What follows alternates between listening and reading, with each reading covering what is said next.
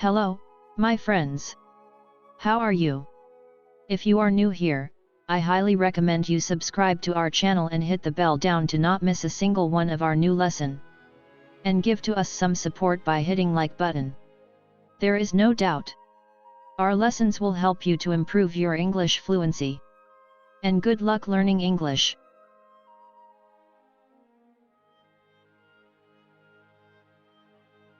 Lesson 17.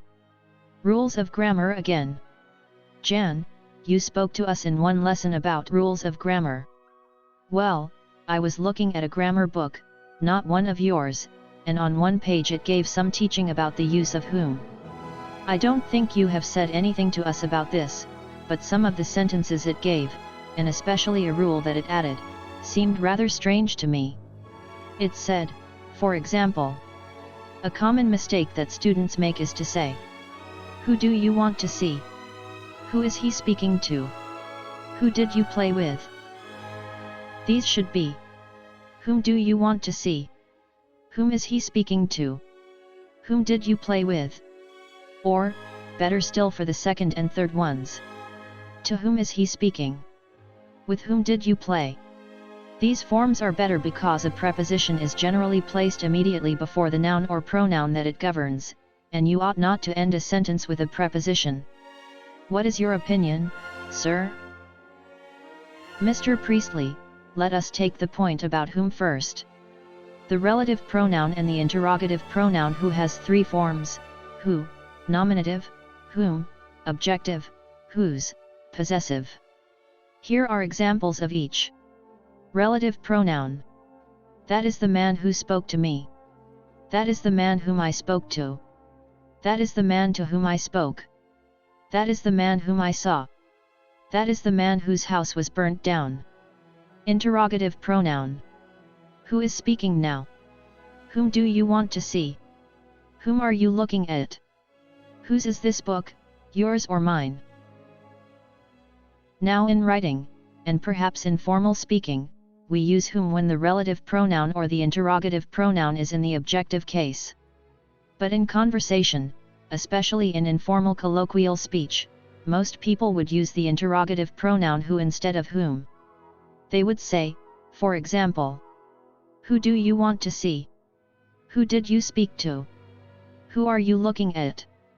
If the relative pronoun is in the objective case and if it is a defining relative, it is usually omitted in colloquial speech, e.g., that's the man I spoke to. That's the man I saw. Now let us come to the second point, the rule. Never end a sentence with a preposition. That is just nonsense. Practically every great writer and every speaker of English has broken that rule. In fact, there are some prepositions which are used in phrases that can only be put at the end of the sentence. They are usually prepositions that are closely associated with verbs. For example, it was worth waiting for. It's not a thing to laugh about. When I went swimming, I handed him my watch to take care of. Bread is a thing we can't do without. Hob, sir, I know a story about ending sentences with prepositions. Mr. Priestley, Hob, there seems to be nothing you don't know stories about. And there's another end preposition. But let us have it by all means. Hob, it's about Sir Winston Churchill when he was Prime Minister of England. He had written out an important speech that he was going to give, and he handed it to one of his secretaries to type. When he got it back, he found that the secretary had gone through the speech and changed all the sentences that ended with a preposition. Sir Winston marked all these alterations in red ink and wrote underneath, "This is the sort of English up with which I will not put." Mr. Priestley, very good, Hob. But there is a story about the funny effect you get if you get too many end prepositions. Hob, oh, sir, tell us the story. Mr. Priestley, well, it's about a very small boy who couldn't read. He asked his mother to read to him, so she went to get a book, but it was not the one he wanted, and as soon as he saw it he said, "Oh, Mummy, what did you bring me that book to be read to out of for?" Pedro, are there any occasions when you mustn't have the end preposition? Mr. Priestley, yes, There are. Here is one. The unwillingness with which Hob comes to a grammar lesson, and the speed with which he goes away from it, have always amused me. You couldn't say the unwillingness he comes to a grammar lesson with and the speed he goes away from it with.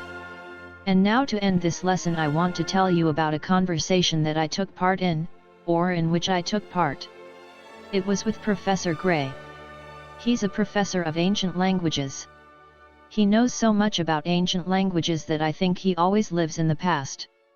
He also has some very fixed ideas about English. My new book on colloquial English had just been published, and I happened to meet him on the station when we were both going into London.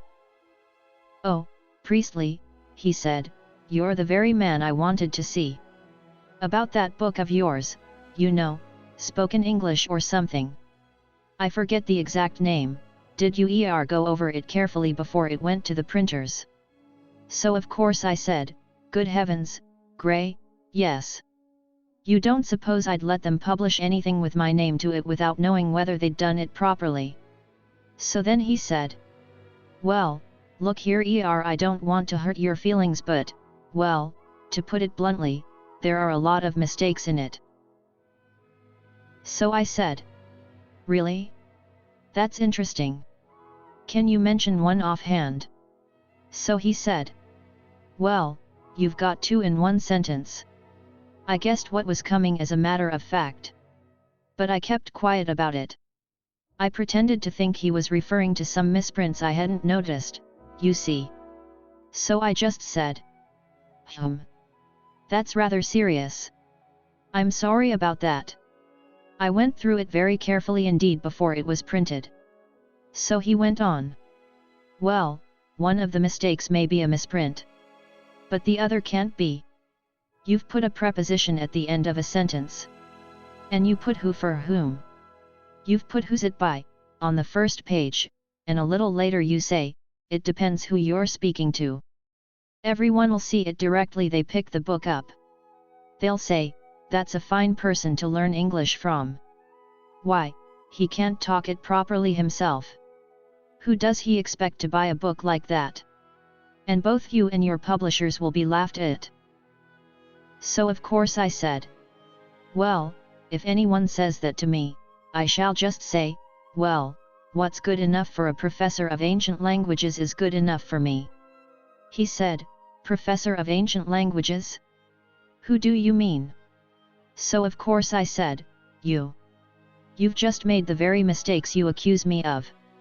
First you said, that's a fine person to learn English from, that's a preposition at the end of a sentence. Then you went on by saying who does he expect to buy a book like that? That's who instead of whom. You said I and my publishers would be laughed at, a preposition at the end of the sentence, and you've just finished by saying who do you mean? That's another who instead of whom." Of course he denied he said so. People like Gray never do admit they talk that way. And of course you can't prove it unless they've been talking into a gramophone. Still, he knew all the time he had said it, so he began to say, "Oh, well, I was only saying what other people would say. Very likely they wouldn't speak correctly." So I said, "You know perfectly well that you and 99 out of every 100 educated Englishmen always talk like that." So he said, "You don't know what you're talking about. You see?" He'd put a preposition at the end of the sentence again. Then he saw what he'd done and began correcting himself. Of course I couldn't help laughing, and that put him in a bad temper. He's not spoken to me since. Exercises. Exercise 1. Explain why, whom, and not, who, is used in the following sentences. 1. I met a boy whom you know. 2. Do you know the boy to whom I am referring? 3. Yes, I know the boy whom you mean. 4. He is the brother of a boy whom I taught. 5. There is the man whom I wrote the letter to. 6. There is the man from whom I got a letter. 7. Those children, whom you saw studying grammar, are in my class. 8. The children about whom you spoke are learning grammar. 9. The man with whom I was talking is the pilot of the plane. 10. The man whom I got the information from is the pilot of the plane. Rewrite these sentences in a colloquial form. Exercise 2. Put in the correct interrogative or relative pronoun, A, for formal writing, B, for ordinary informal writing and speech if different from A, and C, say whether it is an interrogative or relative pronoun. 1. Is that boy? 2. That is the boy, won the race. 3. Car is that new one? 4. 2. Did you give my best hammer? 5. Shall we ask about a new television set? 6. Goes there? 7. I don't know, work this is. 8. Are you looking for? Of a person. 9. He is a person, I trust. 10. Solomon was a king too, the Queen of Sheba gave many gifts. 11. With, did Lillian go to Stratford?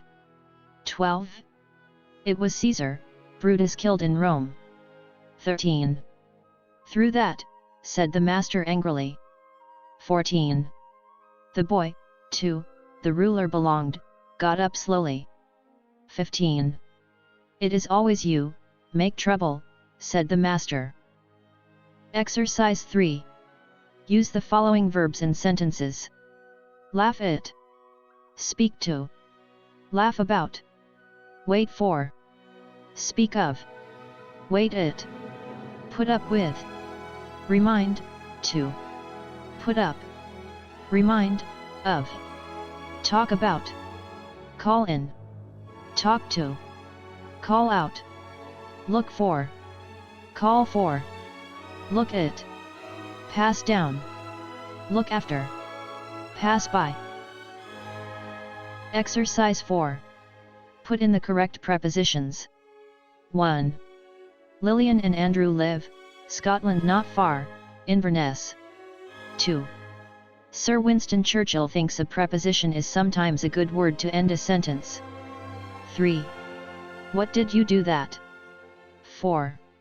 John Bunyan wrote his greatest book, Pilgrim's Progress, while he was, prison. 5. 5 planes flew low, the field, which the men were working. 6. Come here, once. 7. I am writing, a pen, my hand, and I am sitting, a chair, a table. 8. It is shady, the trees, the river. 9. The army marched, the bridge. 10. Professor Gray was not the sort, man, whom you could argue.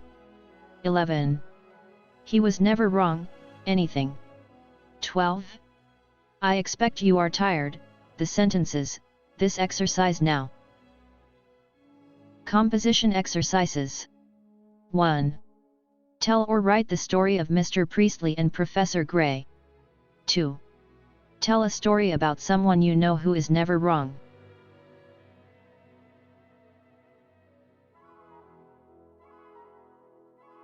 Dear friends, thank you for watching our channel and learning English with us. Subscribe. And we wish you great luck in achieving your goals.